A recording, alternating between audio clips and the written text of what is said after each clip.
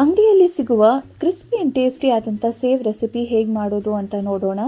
10 ನಿಮಿಷದಲ್ಲಿ evening snacks ಅಥವಾ ಚಾಟ್ಸ್ಗೆ ಬೇಕಾಗಿರೋ ಸೇವನ್ನು ಸಿಂಪಲ್ ಆ್ಯಂಡ್ ಹೆಲ್ದಿಯಾಗಿ ಮನೆಯಲ್ಲೇ ಮಾಡ್ಬೋದು. ನಮಸ್ತೆ ಎಲ್ರಿಗೂ, ಡಿಸ್ಕವರೀಸ್ ಆ್ಯಂಡ್ ಡಿಲೈಟ್ಸ್ ಚಾನಲ್ಗೆ ಸ್ವಾಗತ. ಸೇವ್ ಮಾಡೋದಕ್ಕೆ ಮೊದಲಿಗೆ ಒಂದು ಬೌಲ್ನಲ್ಲಿ 1 ಕಪ್ ಕಡಲೆ ಹಿಟ್ಟು, ರುಚಿಗೆ ತಕ್ಕಷ್ಟು ಉಪ್ಪು, 1 ಚಿಟಿಕೆಯಷ್ಟು ಹಿಂಗು, ಸ್ವಲ್ಪ ಅರಿಶಿಣದ ಪುಡಿ, 1 ಸ್ಪೂನ್ ಅಕ್ಕಿ ಹಿಟ್ಟು, 2 ಸ್ಪೂನ್ ಎಣ್ಣೆ ಹಾಕಿ ಚೆನ್ನಾಗಿ ಮಿಕ್ಸ್ ಮಾಡ್ಕೊಳ್ಳಿ. ಸ್ವಲ್ಪ ನೀರು ಹಾಕಿ ಚೆನ್ನಾಗಿ ಕಲಸಿ. ಹಿಟ್ಟು ತುಂಬ ಗಟ್ಟಿನೂ ಆಗಬಾರ್ದು ಅಥವಾ ತುಂಬ ತೆಳುನೂ ಆಗಬಾರ್ದು. ಹಿಟ್ಟು ಸಾಫ್ಟಾಗಿ ಕೈಗೆ ಅಂಟ್ಕೊಳ್ಳೋ ಹಾಗಿರಲಿ.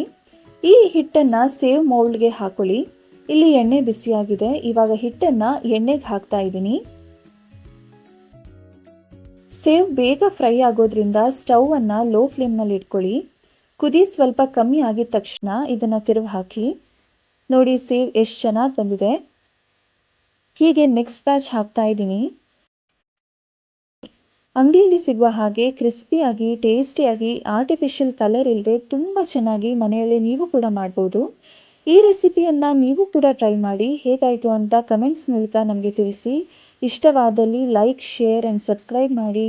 ಇನ್ನೊಂದು ರೆಸಿಪಿಯೊಟ್ಟಿಗೆ ನಿಮಗೆ ಸಿಗ್ತೇನೆ. Thank you for watching.